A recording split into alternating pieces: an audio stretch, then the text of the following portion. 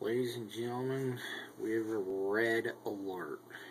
Look at this Rockefeller Foundation document. The years 2010 to 2020 were doomed the doom decade for good reason. The 2012 Olympic bombing, which killed 13,000, followed closely by an earthquake in Indonesia, killing 40,000.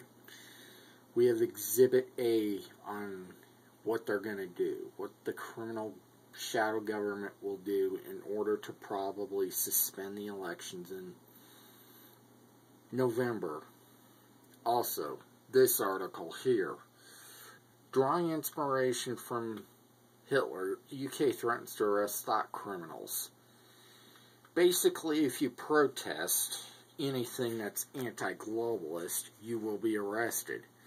This is pretty much the NATO meeting back in Chicago, but probably times about 20. I mean, for example, read this. One such banning order was handed out to 29-year-old Simon Moore, who committed the egregious act of protesting against a practice basketball court being built near the Olympic Park in East London. If that doesn't show you censorship, all because the Olympics are pretty much, in a way, a Nazi symbol, as it's been documented on numerous occasions, and what level will the police and military do to make sure that this spectacle of a dog and pony show takes place? I mean, going back to this document, another creepy little thing is, give me a second to find it. Apologize, but trying to look it up, but there were other downsides, as the rise of virtual nationalism, aka world government, created new hazards. Spectators at the World Cup, for example, were bulletproof vests that sport a patch of their national flag. Pretty much a high-tech police state scenario that could occur if we get this attack that is eerily seen in this document. And I give you Exhibit C. Whistleblower reveals plan to evacuate London during the Olympics.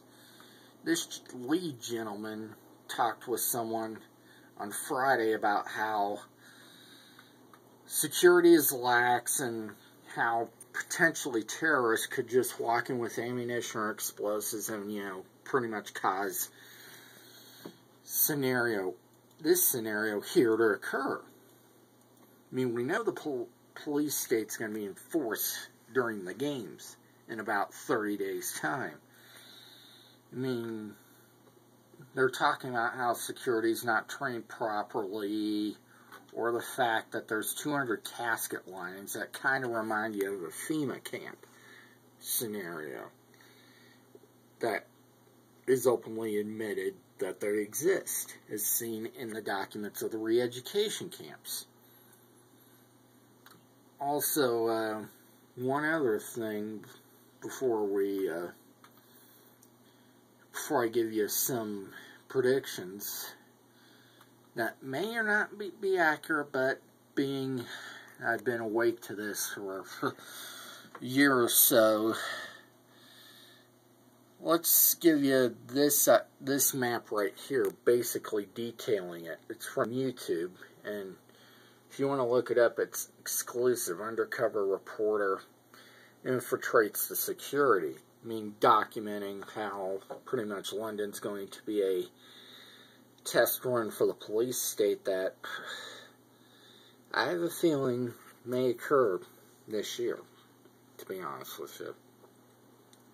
See, Obama's ratings are plummeting, and he needs something to either suspend the election, get it reelected, or declare martial law and become a dictator.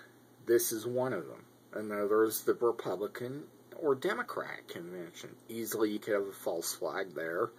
And then the elections get suspended, martial law is in play. the re-education camps are open. Basically, what's been documented for the past 15, 20 plus years. All I can say is get the information out and start researching, because we know that these criminals will stoop to anything to get their plan of one world government in play.